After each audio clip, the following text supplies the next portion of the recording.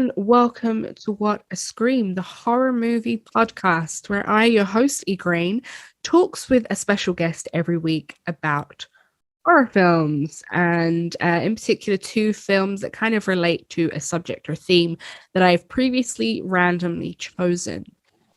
So this week is all about a subject that is geographical and is really interesting, and I really feel like more people should explore this subject. So it is horror from Iran.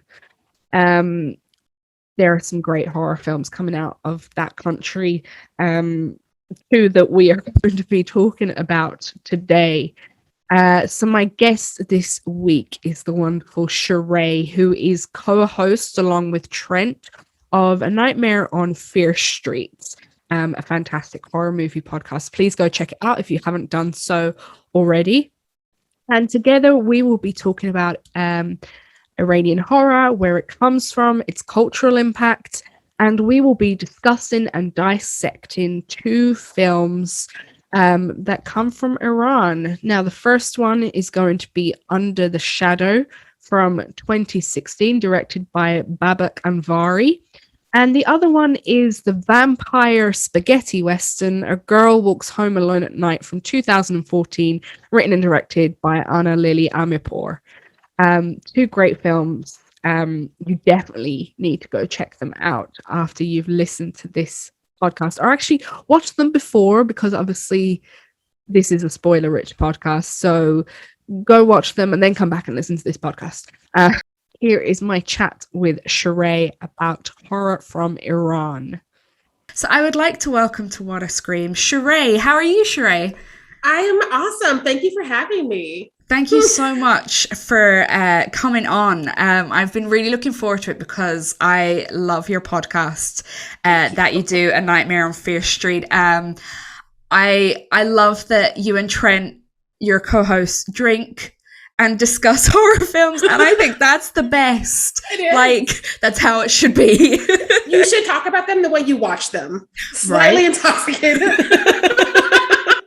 Because sometimes you have to be intoxicated to watch horror. It makes some of them funny for the right reasons as opposed to the wrong reasons. And it helps you forget some of the issues you have with other ones. I highly recommend it for people who can. Yes. I recently listened to your one on Whatever Happened to Baby Jane, which was part of the So Home Queer Horror Fest. And it was one of those films that I loved when I was in college because it was just madness. And I was going through a bit of a mad point in my college life, and but just listening to your points of view about it, and it was just like, you guys are so funny as well. Like, fuck, you're funny. Like, thank you. Thank you. I love your show too. Like, I listen to it off and on because there's like 90 billion of us, and I'm friends with so many of us. Where it's like I have to spend time with everybody's podcast. I can't just be like this one only. But I like purposely binged a bunch of yours as opposed to keeping you in the rotations. Yeah. I was like, I'm going on. I'm gonna like binge a couple consecutively so I can like remember things. Yeah. And I love that it's very delightful, and you have these smart guests. I have to admit I'm a little bit afraid because I'm following all these smart people. Like the last two I heard was the horror comedy one and the 80s slashers. Oh yeah. And I'm like, they're brilliant. I don't want to follow that. No, but I like the way that a lot of time you can just have a good conversation. It doesn't have to be too academic or scholarly. It's just like actual horror fans just being fans. And I think that's what I love about your podcast. You're just horror fans, being horror fans. Yeah. Yeah, like we're all in this together, and we all have thoughts, and we just never get heard. So, like, thank you, pandemic, for letting us all recognize what Zoom could be used for. Right. So, would you just like to give us a little introduction about yourself and talk about what you do and your podcast and everything? Because we're going on about it, and it's like, let's introduce it to the people. So my podcast is A Nightmare on Fear Street. We just turned 1 year old, so very infant-like. But we discuss horror through an intersectional lens. Me and my friend, we loved horror movies growing up separately, and we met in college, and it was one of the things that we bonded over, that and being stuck in rehearsals because we're both theater kids. We, as we were sitting in this pandemic, we were like, what if we stopped having these regular chats about horror movies by ourselves and invited Zoom in and put them on the internet to see how that would feel? And it's been fun. We've met so many awesome podcasters like yourself, and we've met so many other horror fans, and there's a like sub horror community on Twitter now. Yeah. And it's been great and healing, because it's like, I too hate the way women are treated in this franchise. Or I too saw what he did to all the Black people in his sequel. And so it's less insular. It's much more of a community that I thought we would get, which I love when you find surprisingly large numbers of good people on the internet, especially Twitter. Right. But yeah, outside of my podcast, I am a writer. I primarily write plays and articles at the moment, but hopefully someday someone will put me in a writer's room so I could write some television as well. Yeah. And what kind of television would you like to write? I would love genre and or dark comedy. Those are my wheelhouses. And when we get into like my favorite movies and subgenres, they're kind of one and the same. Like, if we're honest, Scream is a dark comedy. Yeah. Part of the reason we're all drawn to Freddy Krueger is he makes us laugh. So yeah. Yeah, absolutely.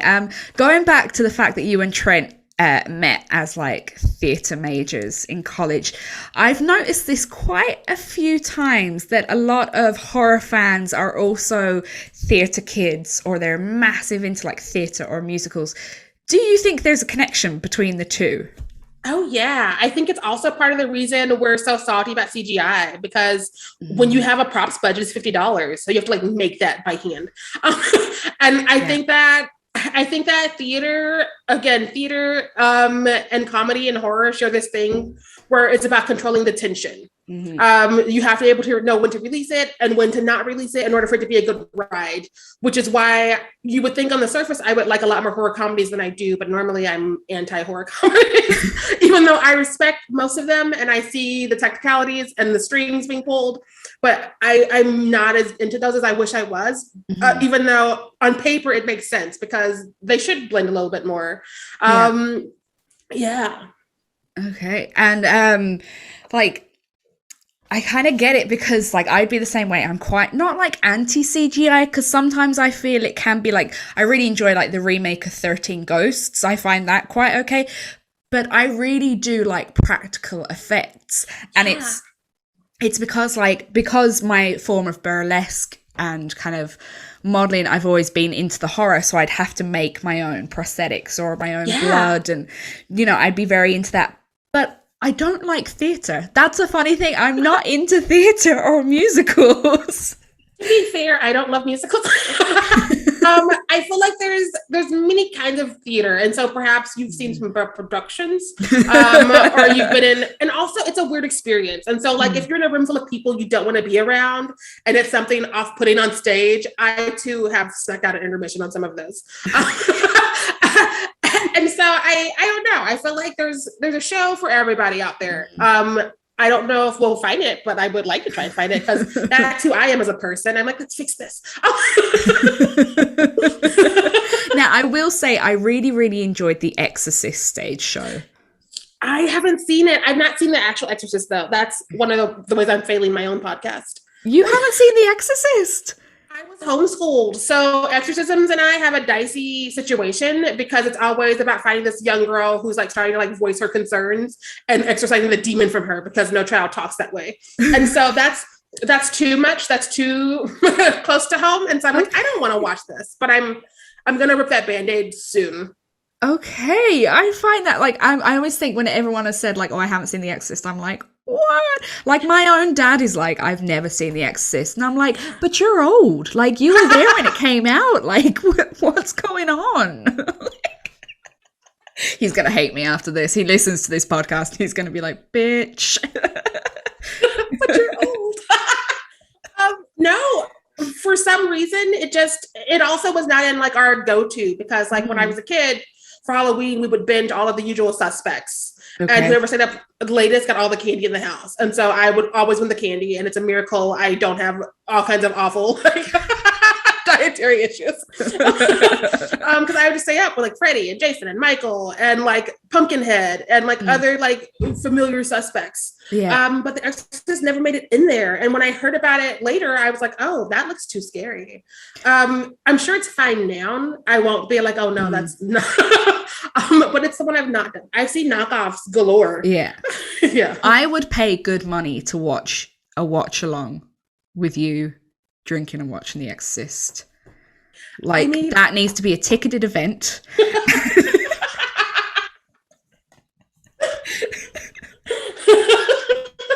Maybe there's a way to do it. Like we've gotten away with some other weird stuff on the internet, so I don't see why we couldn't look into this. Yeah, definitely. So what is your history with horror? How did you get into it? What was the first horror film you ever saw? Oh, I've been doing horror since I was like 5 at least.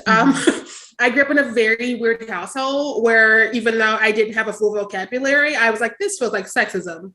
And so my oldest brother is 11 years older than me. And so that whole group could watch horror movies, but I couldn't. And I was like, is it because I'm a girl, Mom? Is it because I'm a girl? And so we had a couple of bouts. And finally she was like, fine, if you watch this and you have nightmares, stop crying to me. And I watched whatever it was. And I was like, can I have more, please? So that's how I started encroaching on like the older boys' time with horror movies. Because I'm like, oh, you're watching this, Freddie? Why aren't you watching this, Jason? And so it just became a thing. I could not tell you what my first horror movie is. I know it was probably one of the Nightmare on Elm Streets or Pumpkinhead, because those are the two that like I sort of like hold on to the most. And so I'm sure it had to be one of those. Yeah. Yeah. And do you feel that, obviously you're a horror fan now, but do you feel that getting into horror in your childhood kind of has affected you as an adult now, whether positively or negatively? Oh, yes. And in both lights. I think that I think horror fans have a very delightfully dark sense of humor. We just do. We get it. And we laugh at the things, which, again, it goes into also being a good content creator and writer, because I forgot who said it, but someone, when I was like all into other writers and things, when I was in school trying to find like actual people to look up to in the writing world, someone was like, writers are those people who have to look around a funeral and find the humor. That's our job. And so I think that watching this stuff happen on screen and knowing it's going to end in like an hour and a half also helps you like with a coping mechanism of this too really will pass. We will see credits. And you have an appreciation for like the camp and the makeup and the costumes and the practicals, which again, probably why so many theater kids run to horror and vice versa. Because it's like, oh, you did that with a trash bag and 3 hot dogs. You're a genius. And do you think it's affected you negatively at all? Oh, yeah. Like the flip side of that dark sense of humor is sometimes you're a little desensitized to things. And so it does take you a while sometimes to be like, oh, that really is off-putting, or, oh, that really is wrong that that person said that. And we laughed at that because we were 7 or whatever. Part of the joy of the podcast is going back to things I thought I loved and being like, no, I liked it because I was a child and didn't know any better. Where were the adults that let me laugh at that? So yeah. It's going back and spoiling things for yourself. You're like, I love this movie as a child. I'm going to go back and watch it for nostalgia. And you watch it and you're like, oh shit, this has not aged well at all. No, like our whole first season, we saying I love things, and then us watching it and being like, I'm embarrassed that I love that. You didn't hear, y'all. I'm so sorry. I hate it when you recommend something to someone. You're like, yeah, watch this film, blah, blah, blah, blah. And obviously one that you haven't seen. And they watch it and they come back and they're like, really? And you're like, oh my God. I have so many friends who love The Descent. And I had never seen it because I don't know what I was doing when it came out. And so we covered it. And like all of my friends were like, we're covering it. Oh my God, I can't wait. And I'm like, can't you though? Why did you like this movie? And they're like, to be fair, I've not seen it since it came out. And I'm like, I'm sure you haven't, because if you push play on this, you will see some of the problems I have. I'm going to have to go back and watch The Descent now, because again, I haven't seen it since probably it first came out, and I was like, I remember feeling very like suffocated by obviously the actual physical effects, but obviously I was like an idiot back then, idiot child, and you don't know things. But now obviously I'd hope I'm not as ignorant as I was back then. So I'm kind of worried now. Like, I'm going to watch it and be like, oh no. I love that episode because I felt it would be one where I'm outnumbered, because that happens a lot. Like Trent and I agree on nothing. That's kind of an unofficial theme. We agree on nothing. And so I was like, I'm going to be outnumbered because somebody loves The Descent. And our guest was even like, no, this was offensive. I don't like this. Oh, man, I'm going to have to watch this now. And Trent was like, but I like it. Shut up, Jen. Yeah. See yourself out. So let's have a chat about our theme for this week. So originally I'd come to you with the theme of Middle Eastern horror, but it turns out that we both picked horror from Iran, and so it is now Iranian horror. So before I came to you with this theme, had you watched many films from Iran or even the Middle East? I had not seen many horror movies from that region. Weirdly enough, A Girl Walks Home Alone at Night is one of my favorites. But again, it's like such a small pocket because America is very selfish and doesn't advertise these movies. So you have to like go digging for them to find them. We're currently working on a theme that's coming up, and we've been like doing some digging to find international movies we've missed. And some of them are brilliant. Like every time we leave America, we're so happy. Other countries and continents understand emotions and they're not afraid of them, where America is. And so like, it's just a better time, and it's more grounded and more healing. And so to get back to Iran specifically, I have not seen nearly enough. I was excited because like when you asked, I was like, I have a short list of movies I haven't seen yet, but I want to. And the two I threw you, you were like, I really like this one. I was like, that's a good sign. I'm going to choose this one. I'd be the same. Like there's always like blind spots, geographical blind spots. And, I'd always been really into like horror from South Korea or Japan, Australia, Spain. And then I had certain blind spots. One of them was like from Latin America, which I covered a couple of weeks ago. And then another one is horror from the Middle East.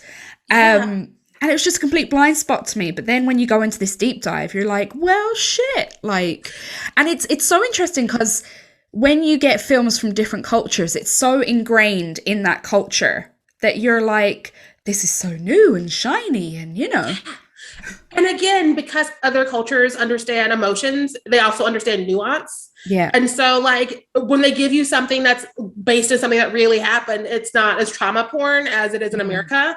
Like in Under the Shadow, this was set against the Iran-Iraq conflict, and it didn't feel like they were exploiting that. It was just happening casually in the background. And I was like, this is much better than what America is doing, where it's like, look at this is awful, look at this up front. Like, and I don't want that. I would much rather have it there and have that tension and have that pressure without us exploiting people and feeling ooky about watching it. So what do you understand? Like where do you think kind of Iranian horror comes from? What sort of like history or socioeconomic background does it come from? These are good questions. I actually need to do more research because, again, America fails in lots of ways, one of which is being education.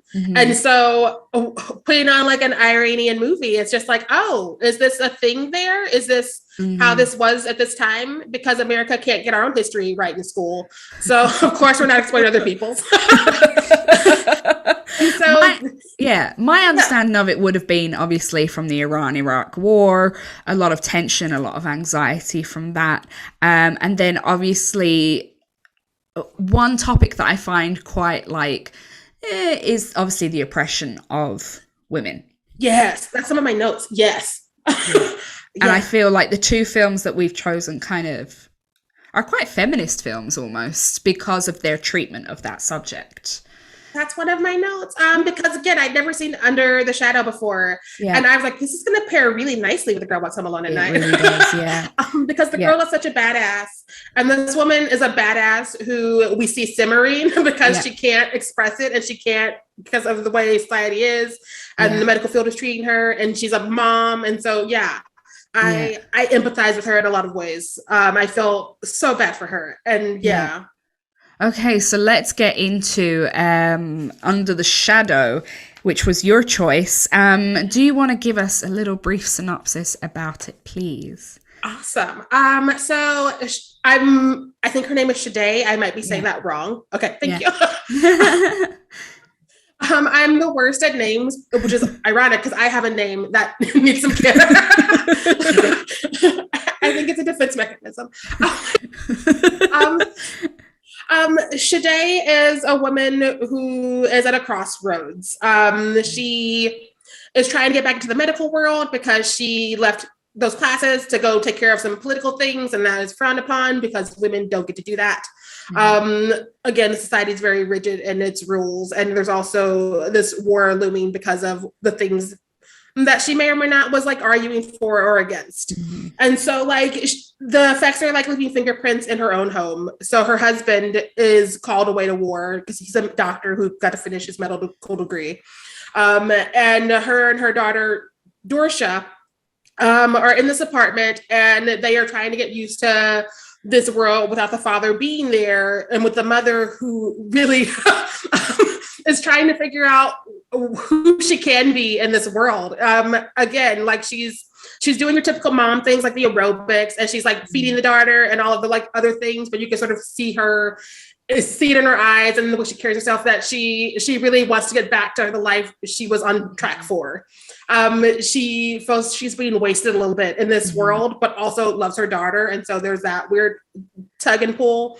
And anyways, Missile hits the building one day, and then all hell breaks loose. All hell really breaks loose because there were like hints of things being off before that, but that seems to be like, hey, hi, we're here. And so after the Missile cleanup happens, things sort of devolve, and something is definitely in the house. And some of the neighbors are like, it might be a Jinn. The daughter has a fever, and the daughter's creepy doll, Camilla, disappears. And this woman is trying to like hold on to her sanity, but also she's starting to suspect things and having nightmares. And it all just sort of boils over until her and her daughter are very much in danger.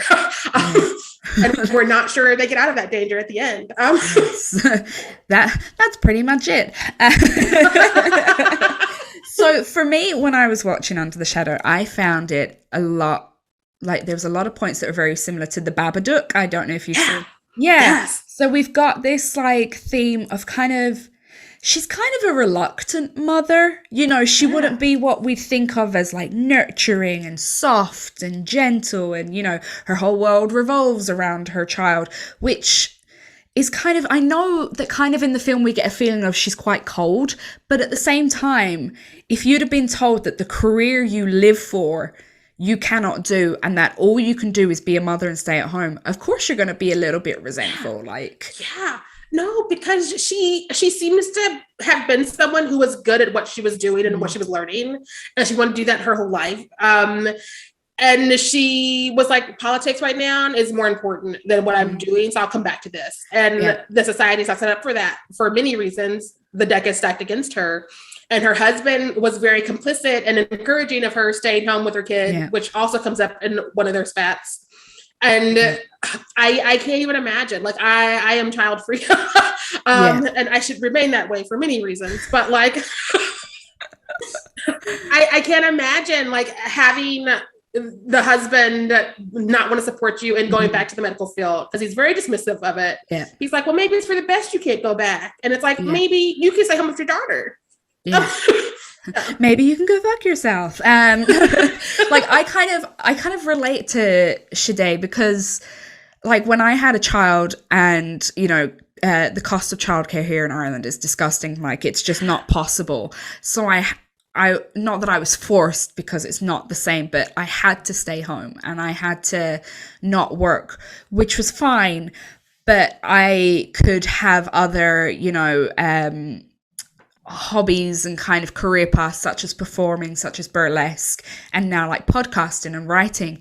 And if I had been told that no, you cannot do any of that, your whole life has to revolve around the home and your child, like, fuck me, I would have been out of there like cloud of dust behind me. Like, absolutely not. Literally. And she gets it from everyone, her husband, her neighbors, her in-laws, the people she's trying to ask to get back into medical school. Everybody has a thought. Like, oh my God, the landlord being like, she's the woman that drives in the building, make her lock the door correctly. And the husband being like, other people drive though. And he's like, well, she's the only woman, so it's got to be her fault. And I was like, do you really? And oh my God, there's that scene, and I hate this scene. There's that scene where she and Dorsa are like, too much has happened, let's run for it. So she picks up her daughter and she's running in the streets. And the cops pull her over and they're just like, are you out here uncovered? Because she's in PJs. Yeah. And she's sitting in the cell with her daughter, and they're just like, you should be more afraid of being uncovered than anything else. And I'm like, oh, sexism. Yeah, I mean, we have this kind of symbol of the chador, which is the head covering, which they're expected to wear. And this becomes the symbol of the horror in the house. Like, it's the thing that floats around and, you know, gives us most of the jump scares. And it's really interesting that this is a symbol of kind of Shaday's worst nightmare, which is her oppression, but also this supernatural entity. Yeah. I love that, because a lot of the movie you're like, is it her or is it the actual Jen? Because they paint you the picture up top that she has sleepwalked before. Yeah. And she is not the most reliable narrator, which I love that in any horror movie. Yeah. And so like at the end you're like, I don't think it was her, but also I am not 100% sure. Yeah, absolutely. And especially when it comes to the doll as well, because we'd seen previously that she loses her temper a bit with Dorsa, and she like chucks her doll. And then later on, we find the doll has been like cut up and hidden in her special drawer that she keeps locked. So it is very much like, is this a psychological horror or is this like down and out supernatural? We don't know. And I love that kind of questioning. Yeah. The second time I watched it, because I wanted to watch it again because I'm the worst with names and details. So I like to try and lock it in. And the second time I rewatched it, when they visit the doctor, because the daughter has this fever. And again, the mother was on her way to being a doctor and she can't get the fever down. And the doctor pulls her aside and I'm like, is he about to ask if she's doing this to her daughter? Because there was something in his demeanor. Yeah. And even like when they're fleeing towards the end, like she hears the daughter calling from upstairs. The daughter doesn't seem to. And then she kicks her daughter off of her to run upstairs to fight what we believe is the Jinn masquerading her daughter with a face full of teeth. But we don't know. Don't know. But we feel that kind of Shaday is... It's almost like she doesn't fit in where she is, you know. She works out to like the Jane Fonda. They have a VCR, which is contraband in Iran at the time. This is set in the 1980s in Iran, and it's contraband. You know, she doesn't like wearing her chador. She doesn't really, you know, one of her neighbors talks a lot about Mrs. Ibrahimi. She talks a lot about tradition and the Quran and like what a good wife and what children should do. And she does very much like, meh, you know.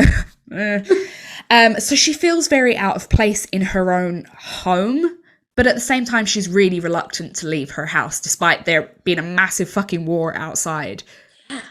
I kind of wonder if part of that is due to she's trying to have some piece of her own life, because the husband's very much like, go to my in-laws, and she's like, your in-laws treat us like crap, I don't want to go there. Yeah. And he's like, just go, I told you to, and here's the rent. And I'm like, that's not a conversation, good sir. And every time she went out to Jane Fonda, I felt like she was in a prison, because a lot of times when people are in captivity, they have to do something to keep their minds and bodies moving. And she would just like zone out and do that. And I didn't know if that was to remind us she was a sleepwalker or to like let us see how miserable she really is. But also she's trying to like make one stand and like have that be something that like nobody fights her on. Yeah, absolutely. So let's have a chat about the setting. So we've got the Iraq-Iran war going on. There's missiles coming down. How do you think that adds to the atmosphere of the film? It definitely adds to the tension, because even in that first scene, if you look through the window while they're talking, there's things happening and catching fire and blowing up. And I'm like, again, like America is just awful. And so we can't have something like this where that is in the backdrop. as opposed to the foreground. If Yeah. it was America, it would become the foreground and people would be brutalized on camera. And we don't get that. We hear tales, we see the missile, but like aside from the missile, there's not a whole lot of this war is in your face. Yeah. Which I appreciate because again, this is a horror movie that is being told during this time. And so you get to blend all these different emotions. It's sort of historical, but it's also sort of a drama, but it's also sort of a horror, but it's also this and feminist, as opposed to becoming this thing that's going to trigger people and like start arguments. It was handled so beautifully. Yes, I definitely feel like it, like you said, it's not in your face, but it does add to like the tension and the anxiety. So we have a lot of like outside environmental factors that add to the character's anxiety and her kind of confusion as well. There's a certain amount of confusion, like, do I go? Do I stay? What's best for my daughter? What's best for me? And so I really appreciated it as a backdrop. Apparently the director, Babak Anvari, they are Iranian born. And it was kind of a personal thing because they went through that as well. And there's like an interview where they were saying, you know, my mother was really nervous all the time, which made me really nervous all the time. And it's that trickle effect. And you notice it in the movie. It's that trickle effect of like from mother to daughter, almost like a generational kind of thing. Yeah, no, I love that because again, this is one of the few times I've seen a child in a horror movie and they had actual stuff to do because normally kids are props. Yeah. And it's like, mommy, my dolly, my mommy. And then it's like, why are you here? We don't need you. But this little girl was really like one half of a two-hander. And she was doing all the things you've seen your friends' kids do. But she's also like, something's going on, I think, but I don't know if it's real or not. And I feel like because of that personal connection, he was able to navigate that in a way that a lot of writers and directors don't. Yeah. And it also helps because it was the way people evacuated the building was so well paced. So every time you almost forgot other things were happening, it was like someone else is leaving. Yeah. And so you have these two things that are ticking bombs here. Yeah. And what do you think of this film as a feminist piece of movie? I 100% believe it needs to be in the feminist horror guide. I've always had this loose notion of housewives who don't want to be housewives and the internal screaming. I've never figured out how to put that on paper because, again, I'm not a housewife. So it was disingenuous. But it's something I've been clocking since childhood. And it's probably part of the reason I have a commitment phobia is because I've seen so many of these women who were going to be these things and then they just like sort of retreat into themselves and it becomes about the husband and the kids. Yeah. And you see them wanting to do more, but society not letting them or whatever the circumstances not letting them. And you're like, but who would they have been had things been different? Yeah, exactly. I found this film to be kind of subtext for women's choices. So we have, you know, whether someone wants to be a mother and a homemaker or whether they want to be a working mother with a career, whether they want to be a mother full stop. It's all about women's choices and nobody should dictate that other than the woman or person themselves. And then if we put it into the kind of the Muslim kind of faith, you know, some women don't want to wear a chador. They don't want to wear like a burqa or anything like that. They want to be able to wear whatever they want. Whereas some want to choose to wear it and feel that that's the best way to represent their faith. And it's all about choice. And that's exactly what feminism is all about, is choice and being free to make that choice.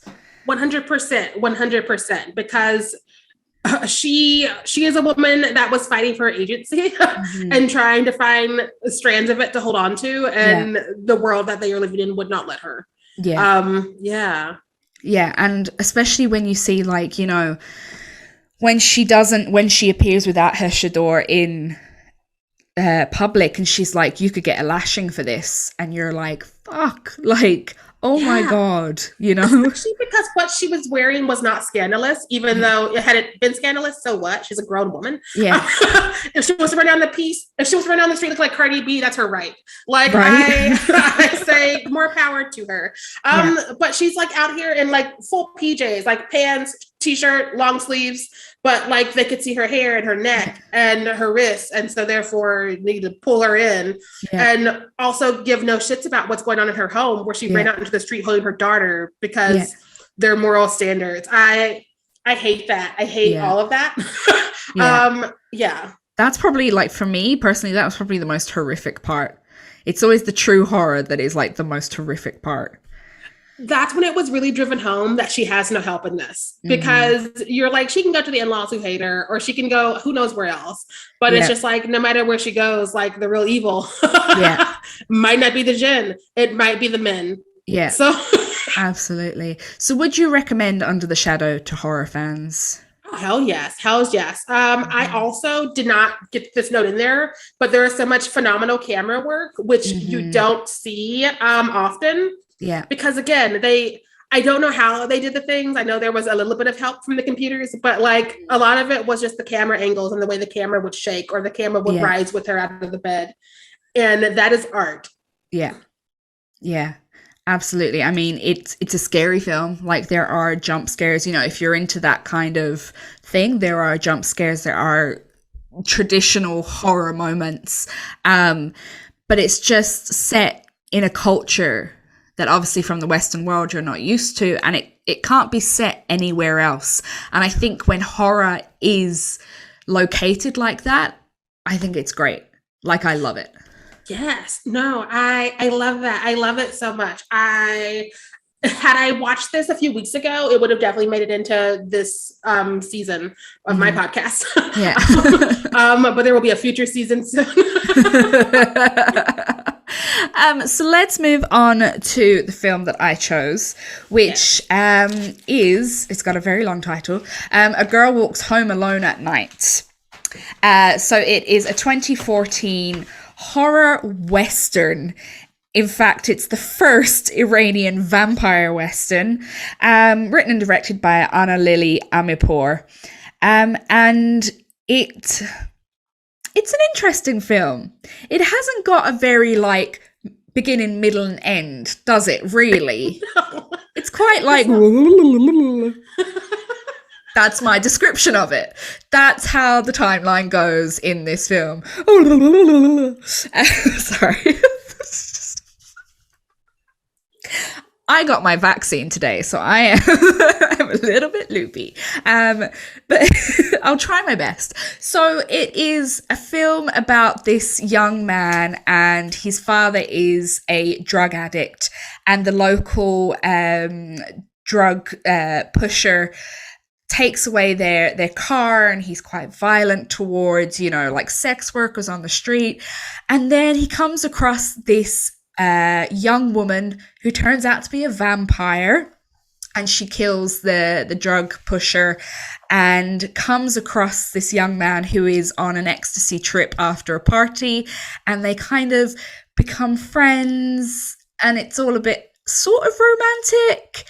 And then a few things happen. So she helps the local sex worker and gives her money that the drug pusher took from her. And then the vampire gets rid of the guy's father. And then that's kind of it. That's it. Yes. I feel like with this film, right? The first time I watched it, I didn't like it. I'm going to be absolutely honest. Second time I watched it, I got it more because I think I am such a storyline girl, and I am such a, okay, if it's a horror, then this has to happen. It has to be this and it has to be that. And it's not that way. And you can't go into this thinking that it's going to be that way, because it's not. It is definitely one of those movies that pushes the boundaries of what people want the genre to be, which I think is part of what hurts it. Because a lot of people are just like, it's boring. I'm like, are you mad? It's not boring. It's just not, it's not told in the way that things are typically told. Yeah. I don't like the phrase I'm about to use, but I don't know another phrase because people are always like masculine, feminine. Yeah. Even though I need to like break that. So if somebody's listening to this and they're like, I got you, here's the word you could use, please let me know. Yeah. It feels like a more feminine storyline, if that makes sense, because when dudes get together, it's like, it's got to be this, A, B, C. And when non-dudes get together, we're like, but what if we play? What if we get a little bit more abstract? What if we hold this moment because it's a beautiful moment, as opposed to it needs to mean something in this grand scheme of things? Like it's visually stunning, and we do not see enough femme vampires, let alone Iranian femme vampires. And so I was mesmerized. I've seen it 3 times now, and twice for my own podcast and once for this one. I watched it again last night, and it's still cool. Yeah. I mean, I definitely think once you've seen it first and you've got in the storyline, blah, blah, watch it again, because it's less about like intense storyline and it's more about atmosphere, like you said. I mean, it is a spaghetti Western, and we'll get into that in a bit, but it just has this atmosphere of loneliness. And it's like, in a lot of vampire films, they're like, look at me, I'm all romantic and sexy and blah, blah, blah, let me drink your blood. Whereas this one's like, actually, you know what? If there was a vampire, like an Iranian female vampire, then this is what it would be like.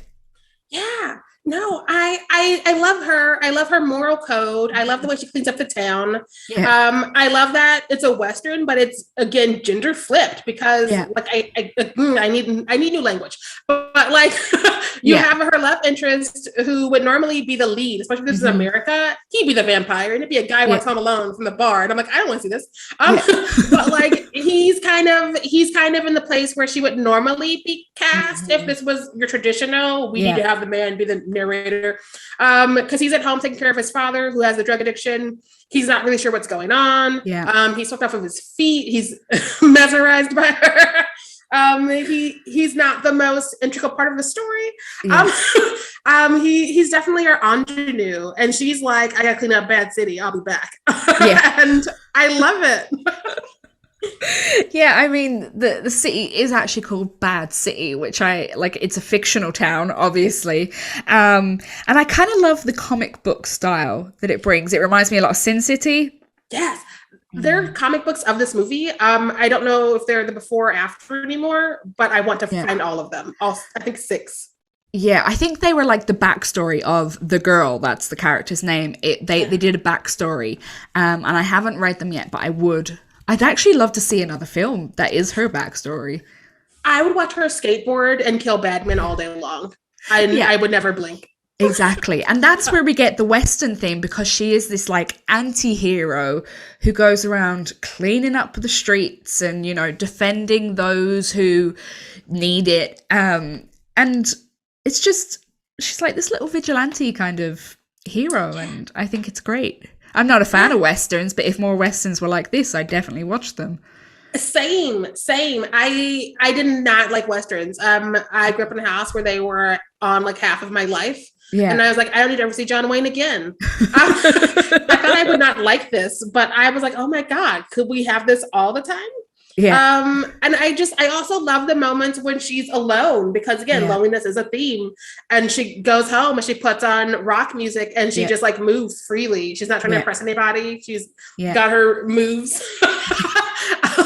And it's just adorable. Yeah. I am a fan. Yeah. That's one thing I do really, really love about this film, is that the music, when she's playing the music, it's almost like you just want to move with her. And there's that one song where she takes the guy home, and she is it White Lies? It is, yes. I love that song. And it's just like, it's a whole atmosphere and it's a whole emotion in this. And it's just so well done. No, I am not a romantic person. But for some reason that scene is shot beautifully, because he's high off his ass. And he gets up and the music starts and she's like in her own little world, and he stands behind her and she takes this turn, which is like maybe 40 seconds. Yeah. And it's just cinema gold. And again, you don't get that when you have dudes helming things. Exactly. I just like it's so subtle, but so like again, like it's this thing of, you know, if a dude does a romance kind of scene, it's all hot, heavy sex, blah blah blah blah It blah, would have been boobs. right? Days. Yeah. Whereas in this scene, it is just pure romance, and it, you know, it reminds me of like, sounds really cheesy, and I hope my husband never listens to this fucking episode, because I have a fucking, like, I have a front to put up, all right? And we can't break this down. But it reminds me of like the first time that I started like going out with my husband, and like we'd listen to music and just sit there and like just really be into music. And that's what romance is. Yeah, no, I am not a romantic here, but I love it because it's so subtle, because she's been alone the whole movie, and she's invited him into her space. Yeah. And he's respecting this space, but also like, they're like, clearly we're trying to each other. Are we gonna? Yeah. And so it's that negotiation, like each of those 40 seconds is, I think we're going to do this. We're going to do this. Yeah. As opposed to the, let's get her naked. Yeah. Exactly. And what do you think of this film as a feminist film, if we kind of compare it to Under the Shadow? It's feminist as fuck. Like I don't know if I've seen a more feminist vampire movie in my life, specifically. And I know I have not seen a more feminist Western. Yeah. It's definitely the first in that regard. Yes. I love it. She has agency. She does what she wants. She gets to be tough, but also she doesn't have to be tough. She's tough what she wants to be. She's complex because she has her moral code, but she's still killing people at the end of the day. Yeah. She's still a serial killer. Like, if we put it down to like, you know, I love the way that it takes the vampire as it takes a normal woman or someone who isn't, you know, like a cis male kind of. We've got the vampire who is romantic, but they're also killers, and they're also lonely, and they're also this and that. And that's exactly the way that women need to be written in films, is that we're not just like little sex objects or, you know, something to further a male character's plotline. We are lonely, and we are angsty, and we are violent, and we are, you know, all of the above. And I love that we've got those 2 points in this film. The fact that one of her strengths is her vulnerability, which she doesn't showcase the whole movie, but is always there. I think that's badass, because oftentimes when women are written, especially by dudes, it's like, she's a strong woman robot who will get naked in 2 seconds. Or she's this weepy woman robot who will be naked in 2 seconds. And so I love that. And again, it's because of her character, and because he's the ingenue, things get very murky, because she does kill his dad, and he finds this out because she has this giant cat, which is the largest cat I've ever seen in my life. And he's like, oh no, I am conflicted. And he puts her in the car, and they're riding off. He's like, let's leave Bath City together. But he has that moment of, I'm riding off with a woman who killed my dad. I don't know all the details. But he probably deserved it, but I'm still a little bit sad. Let's put on some music and go. I'm going to be a little bit conflicted for a couple of seconds. What do you think about the traditional horror elements in this film? I think it's definitely one of those that stretches the boundaries, because we like to talk about horror as it has to be this thing. There must be these kind of bloody kills, and it has to be all of this. But sometimes it's not. Like, for instance, Issa Lopez has Tigers Not Afraid, which is technically a horror movie, but it's not. And so especially when we leave America, we get to have more in this crayon box that we like to pretend horror is only. They're like, how about Granny Smith Apple Green? And it's like, what? Fuchsia? I've never seen fuchsia before. Yeah, I mean, there definitely are moments like, you know, where she kills the drug dealer. She like bites off his finger, which is like, it's pretty gross, and it's pretty much like, oh, holy shit, like she means business. But it's kind of, like you said, it pushes the boundaries. It's not traditional horror. Like, let's be, you know, honest. It's definitely something I would be like, genre, yes, horror, maybe. Because I like using the genre umbrella. I'm trying to use it more often because like a lot of things are accidentally genre because you have sci-fi where people are like, no, it happens in space. It can't be a horror movie. I'm like, but were you scared? Yeah. And like there's those other ones because again, horror comedies are a thing. And so sometimes they're less scary, more funny. And so I'm trying to use genre more. So she belongs in there, but I don't know. Because again, I wasn't scared. And most of her kills were justified. Like when she put the drug to his finger off, I was like, good for her. This goes into good for her horror. And I made that note. So would you recommend Girl Walks Home Alone at Night to horror fans? 100%. Yeah. I definitely would. Again, I'd probably come with the caveat that, you know, we're not talking like Eli Roth fucking or James Wan here. It is subtle. It is kind of artistic. But I definitely would be like, watch it. Because the only thing I will say about it is compared to Under the Shadow, it's not hard set in Iran. It could be set anywhere. That's the only thing that I'm like, about. Yeah, because aside from what she was wearing in public, especially because like the sex workers are not fully covered up. Yeah. Like sort of covered up, but not fully. Like there's nothing telling me. I mean, and they're speaking Persian. That could also be anywhere. There's pockets of California where that's a thing. Yeah. Yeah. So if you had to choose out of the two of them, which one would you choose? If someone was like, look, I want to watch one Iranian horror, just one. I came into this very biased because I just love A Girl Walks Home Alone at Night, even though I understand that is my inner film nerd part. And again, it's very feminist. So I would lean towards that, but I also recognize that Under the Shadow is more of a horror movie if they wanted that. Yeah. I think I'd go for Under the Shadow just because it is hard set within a particular true time period of Iranian history, and that it's very much in that culture. It couldn't be anywhere else. So I think I'd go for Under the Shadows if someone was like, I only want to watch one. But I think they're a great double watch. Yes. Highly recommend. Yeah. So that kind of concludes our chat on Iranian horror. So before we go, I always ask my guests, what is your favorite horror film? This is so hard. I would say right, because this changes every other hour. But if I had to say right here, right now, I would probably go with Bit. I just saw it. It's on Tubi. Okay. It's very queer, so I love it. Very feminist, and I love it. A bunch of baby actors I've never seen before. Yeah. But it's a fun time. It's a very fun time. That is my Bit. Yeah. Is it a werewolf? Oh, it's vampires. Okay. And it was so fun. I was watching it this weekend and I got to the middle of it and told my roommate about it. And my roommate was like, put it on the big screen. And we came out to the living room and I started it over. That is my current new favorite because it's hard to have a constant favorite. Yeah.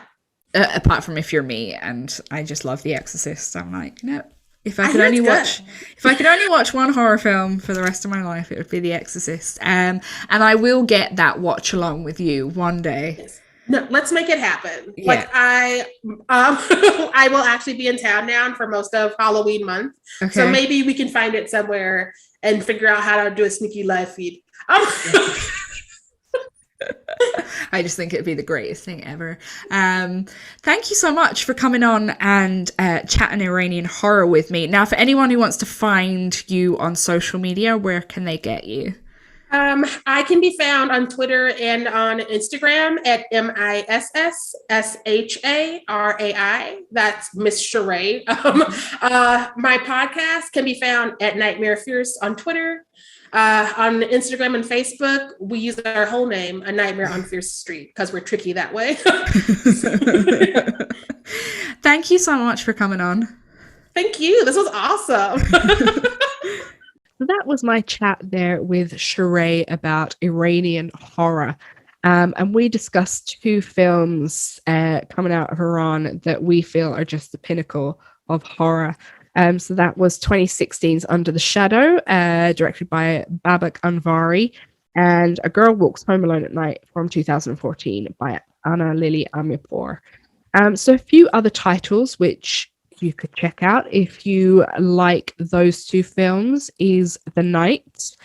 There is The Lava, Pig, Them, Fishing Cats.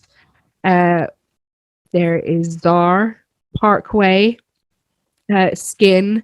There is a whole load of great horror from Iran. There's quite a few films that focus on jinns, which obviously we saw from Under the Shadow. So there's just a plethora of great movies coming out of that country that I think people should explore, as I said before at the beginning of the podcast. So if you like what you are hearing, don't forget to subscribe, review, comment on whatever platform you are listening to us on. That helps us kind of gain more listeners, new listeners. That would be great. Thanks. As always, you can find us on social media on Instagram and Facebook at What a Scream Podcast. You can also find me on Twitter at What_Scream. And we also have a Patreon you can check out, as well as a blog on wordpress.com. So I hope everyone is staying safe and sane and wherever you are in the world. And as always, stay horrific. Goodbye. Shouldn't be scared of Dracula. Shouldn't be scared